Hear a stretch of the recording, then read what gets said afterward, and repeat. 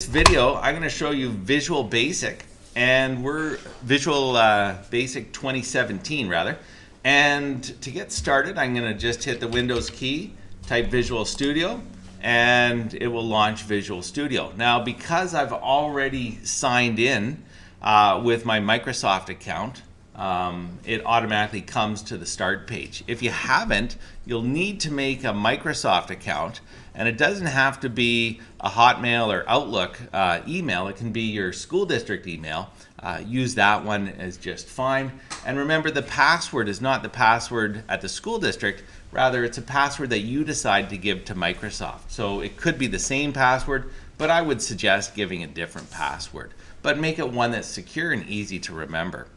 Great. Now that you have a Microsoft account and you're logged in, we're going to make our first project. So to get started, I'm going to go File and New and select a project. So that's all at the top here.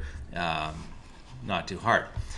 On this computer, I've got the full Visual Studio installed, and so I want to actually work with Visual Basic. So I'm going to select Visual Basic. I'm also going to select a Windows desktop. Because I'm writing an application for a desktop and I want a Windows form. So I select those two. Down here, one of the problems with how this is configured is it's going to try to save to drive C. And you'll see it says right here, drive C for the location. We really have to make sure that we save somewhere else because of the configuration of these computers. Your drive C file will be wiped out automatically the next day and you'll lose your work. So on these particular computers, drive C is not a good place because of the administration policy that's set up on these. So what we're going to do is we're going to click Browse and save to where all students should save, which is their secure drive H. And so I'm going to click on this PC. It might look like this or it might look like this, but I'm going to click on it and you'll see I've got drive H listed right here, or I could select drive H right here. Either is just fine. And then I'm going to go to my documents in drive H. So it's secure and no one else can get in there. And I can go documents, and in documents I got to scroll all the way to the bottom to a folder called Visual Studio 2017. So I'm going to point and select that as my folder where the projects are going to be saved. And it's automatically going to keep things organized for you, which is kind of nice, especially as your projects get more complex. Great. The next thing is you need to name your project at the very beginning. Now this is a little bit odd for people because usually we're used to in Word and things like that, you start working on something and then when you hit save you tell it what the name is. But in Visual Studio, because it's putting all the necessary files together for you, it needs to know a name right off the bat. So for this project I might call it Hello World, and I'll say 2019 because it's January 2019 here when I'm making this video. And so I'm going to call it Hello World 2019 and press OK. Now let's show you the Visual Basic interface. It's just going to take a second to prepare files and locations. This is a Visual Basic interface. And it remembers me and how I like things set up. So yours might look a little different. For example, the toolbox might not be pinned, and yours might look like this. I like to use my toolbox all the time. They're the tools that I'm going to use to get started. So what I do is I click on Toolbox on the left-hand side here. I click on that, and then I put the push pin up to keep it so it's always on my screen. You can set it up any way that you like. Let's take a little look at how things are. So if I want to get programming, you'll see lots of common things that you've seen on programs. For example, you've seen checkboxes before and buttons and lists and combo boxes and those sorts of things on programs that you've used. So I'll show you how we get using one. If I want to use a button, I can select button and I can draw a button on the screen. Or another way I could do it, I can move it around or I could delete it. Another way I could do it is I could double click on button and there you go. The button would automatically come with a specific size and shape and it will just put it on there. And I can just keep double clicking and adding all the buttons that I would like.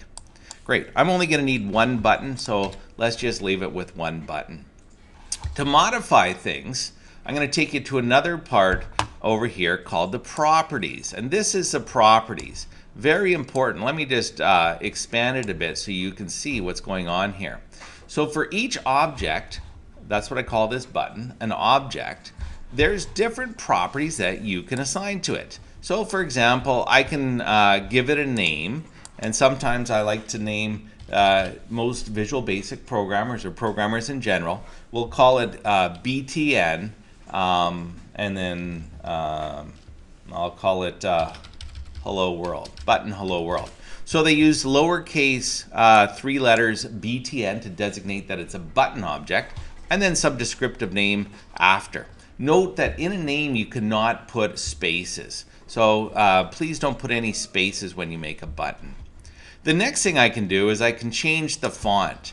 So the font right now is Microsoft Sans Serif 8 point, and I'm going to make it nice and bold.